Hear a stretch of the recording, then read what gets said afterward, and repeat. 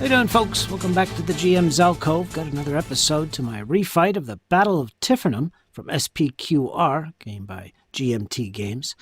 We're still in turn 1. Samnites are up next. We're going to see what Herennius does to lead the assault on the Samnite left flank against the Romans. We'll see how well he does. All right, folks, let's jump into this and roll some dice. All right, now to the next commander in initiative order. Like I said, it is a Samnite, Herennius, right there. He's the right-hand man of Ignatius, at least he is in this battle.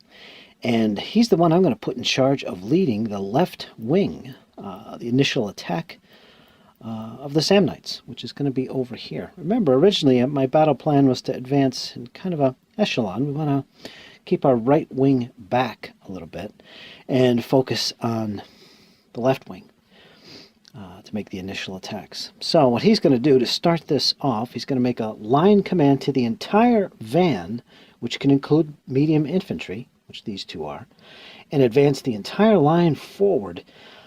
These guys will be advanced a little bit further. In fact, I want to get them up here to support the light infantry. Let's deal with these velites as quickly as possible, and we'll eventually form a line where they're currently located. I want to pull these light infantry back so that we can deal with these velites here. This side of the battle line will be held back a little bit. I don't want to advance them all the way, so there will be a little bit of a refused flank battle line here. So we want to do that, so there'll probably be some melee fighting here, some shock combat. Herennius is going to be shifted over here in terms of his location. He's going to be focusing on pushing with this side of the battle line. And let's see the results of all this, see if I can pull it off. Okay, there you go. That was Herennius's line command that he issued. He basically got the entire van, which include Legion equivalent troops as well as medium infantry, which can be combined in a line command. He got them to advance, and we do have that little refused right flank going on. You'll also note that all these frontline units came out of their stacking of 2 units. No point to it now, especially over here, because there's no frontline units to withdraw through their line. So yeah, these guys all advanced. Did nothing with the cavalry, of course. They couldn't be included in that line command. And Herennius himself is located right here, putting himself in a good command range of what's going on here. And let's take a look at this a little bit. And it looks like a lot is going on, because there is a lot going on. Now, these shock must check TQ. Notice this. This is for the Samnite Legion equivalent troops. They have to attack. They're going to have to be marked with a shock must check TQ. So they're going to have to do that at the beginning of combat.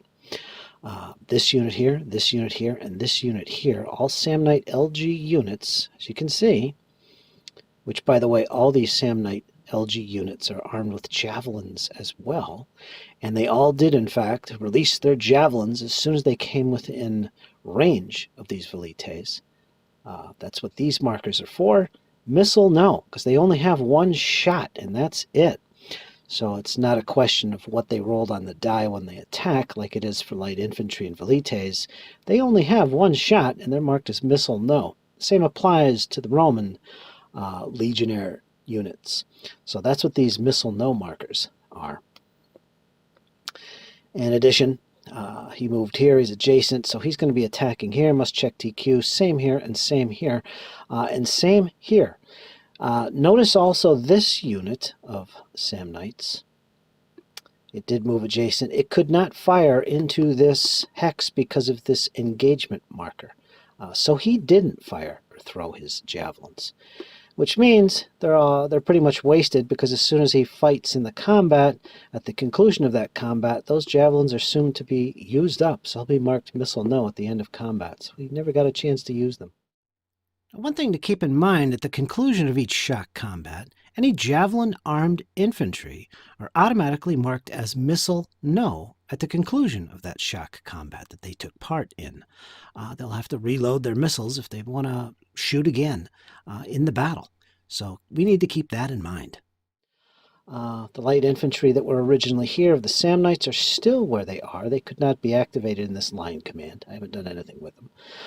But anyway, this is the result of the initial line command of Herennius. And now, with this completed, he can't make any more orders. We're going to go to the shock combat and start resolving all of this.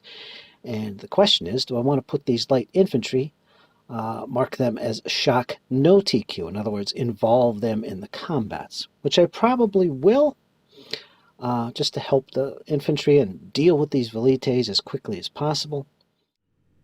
Also take note that some of the velites actually did some entry reaction fire against the units moving adjacent to them. And they're marked with missile no, and in one case to the far right, a missile low. So there was some entry reaction fire by the velites. I haven't really talked much about these pre-combat TQ checks. What are they? What do they represent? And basically, they're a TQ check that you roll against the printed TQ value of the unit that's marked with check TQ. And if it exceeds the TQ, it receives that many cohesion hits prior to the start of the combat. So it could be quite telling, the results of this roll, especially if you fail it. Now, if you roll under your TQ, the unit's okay, and you can go on into the actual combat. Units could effectively be routed because of this TQ check, so it's something to be aware of. Now, one thing we have to also be aware of is which units have to make these TQ checks prior to combat. Now, heavy units such as legionnaires, heavy infantry, medium infantry, and any unit indicated on the charts as such must receive a must-check TQ marker if it moves to bring about the combat. In other words, if it preceded combat by moving adjacent to the enemy it can attack, it has to be given one of these must-check TQ markers at the conclusion of its movement. It's mandatory for them. Other units, such as light infantry, and that includes velites, if they move adjacent to an enemy unit, it's not mandatory, but they can attack, in which case they also would be given a must-check TQ marker if they preceded combat with movement, moving adjacent to the enemy. Of course, there are exceptions to this, such as when attacking skirmish units or attacking routed units, something we'll see later on in the battle. And keep in mind, you don't actually have to move to start a combat, and we saw some of that earlier. And these units are marked at the start of the shock combat segment with a no TQ check. Basically, units that didn't move adjacent to an enemy, but want to engage in the melee with the enemy.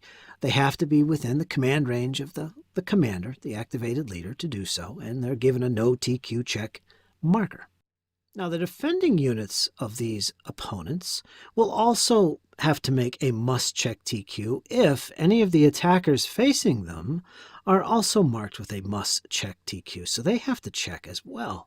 Otherwise, they don't have to check. They would be marked with a no TQ check. Most of the time, you don't have to put markers on the defenders. It's pretty obvious whether or not they have to check or not.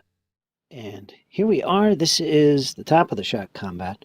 What I've done now is we always do. We mark units with shock no TQ check required. And that's what I'm doing right here. This is where I put units within his command range, or that were marked with engaged and within his command range, with shock no TQ check markers. Like in this combat here, for example, here's what's going to happen. This unit of velites is being attacked by 2 stacks of Samnites. One stack is marked must check TQ. The other stack, no TQ check. What happens here? Well, this unit here will check its TQ, and this unit here will not check its TQ. These velites, they're also going to have to check their TQ because they're attacked by somebody who must check their TQ. When there's a combination of attackers of no check and must check, they have to check as well. And units can end up routing before they even get to fighting. So it's risky business. This stack here, of course, is light infantry. They were already there. They're not marked with the TQ marker, or must check TQ. So they're okay. They don't have to check, even though they are fighting. And it looks like all across the line here we have Samnites as with the advantage, with 2 stacks here, 2 stacks here, 2 stacks attacking here, and 2 stacks attacking here. And for the most part, it's a combination of light infantry and Legion equivalent troops that will be attacking the velites. So the velites are in trouble at this point.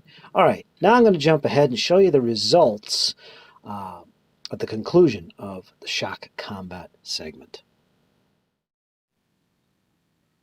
Okay, there we are. End of the shock combat segment of the orders phase. And didn't go the way of the Samnites overall. It did in a couple spots. Right here, they put the Velites in route. Both of these units are at 3 cohesion hits, however.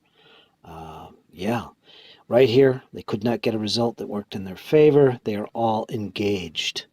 Also, right here, same thing. The Velites are holding their ground. And finally, over here, they did push through on the flank. They routed this Velite unit, and these units, of course, advanced.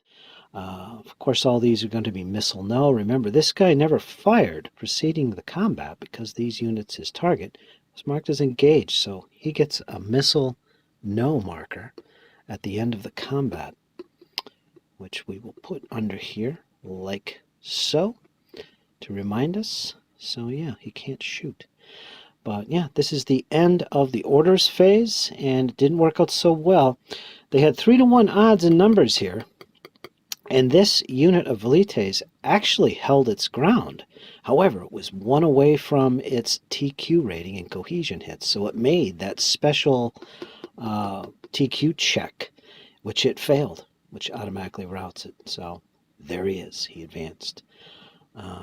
Yeah, so we're going to attempt a momentum with Hieronymus once again and see if he can use individual orders at this point to resolve these combats as quickly as possible, straighten up his lines. I don't want to advance on the Roman battle line yet. They're still pretty solid, and I'm a little bit staggered here.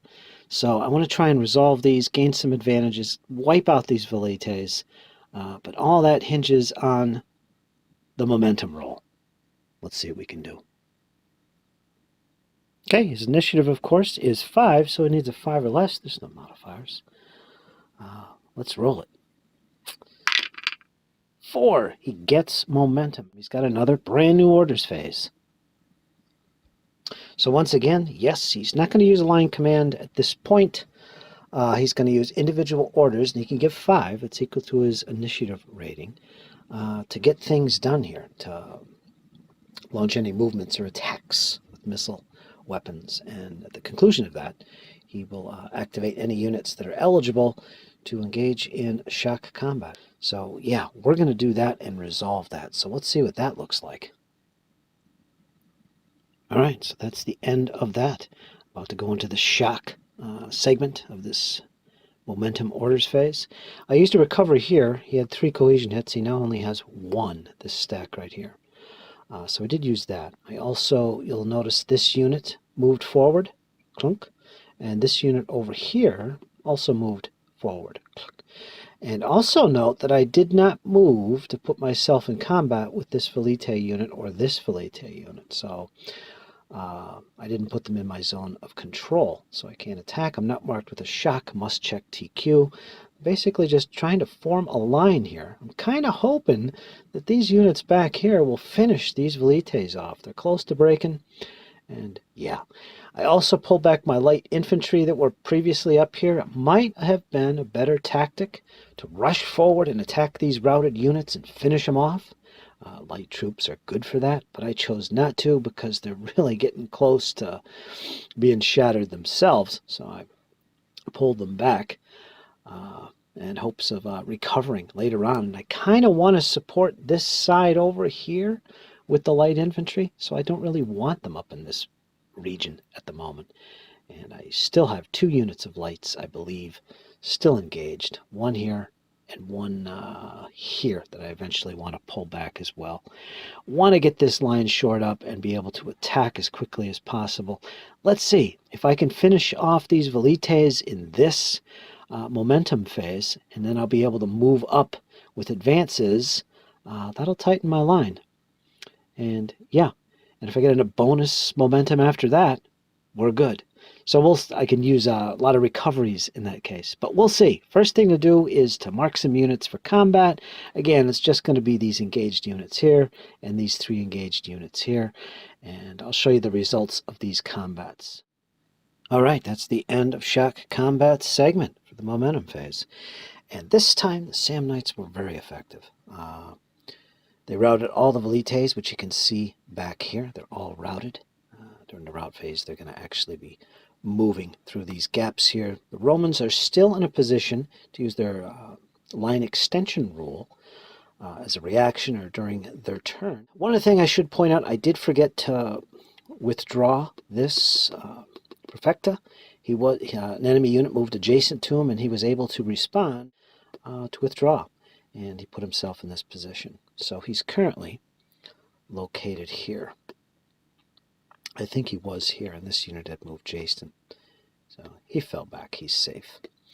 And yeah, we're good to go. Now, let's see if Herennius can make another momentum. He does have one more momentum he can attempt. So let's see if he can do it. Once again, he needs to roll under his initiative. 5 or less. This could be critical. 2. He gets his final momentum, and the Romans cannot respond with the Trump attempt. All right, so that's it. At this point, Herennius has one more momentum, another orders phase to go through, and thus another shock segment if I can get some troops engaged. However, question is, do I issue a line command, which this entire line is eligible for? They can have up to 1 hex gap between units in that line. These are all van units. They qualify. Now, because this is a momentum-based orders phase, Herennius will have to pass a strategy rating check. This is basically rolling a d10, needing to roll equal or less than the strategy rating of the OC. If he does this, he will be able to issue a line command. I can continue with another line command here and advance this entire line forward into combat with the Romans. Now, the Romans will be able to reply by forming a solid line. However, I'd probably want to engage these routed units and finish them off. It would be quite devastating to wipe all these Romans out, and we'd end up advancing into these hexes. So I might do that as a line command, one single line command. So we might do that. The other option is to issue up to 5 individual orders. He has an initiative of 5. It's up to 5 units, and I don't know. One thing to take into consideration is this unit has 4 cohesion hits. Everything else has maybe 1 cohesion hit, which isn't too bad. They're still in good shape. It's just this 1 unit here. There they go. Notice that all these heavier type infantry, which normally, when they move like this adjacent to an enemy, they have to be marked with a shock must check TQ. That's not the case when they're attacking routed units. However, you'll see right away that the Romans have already used that line extension, and now they're a solid line. And the reason why they did this is because if these routed units take any cohesion hits, they're eliminated. So they're basically caught running away by the Samnites. That's basically what's going to happen here. So they formed their line, nice solid line. At this point, we're going to hold our ground with the Romans.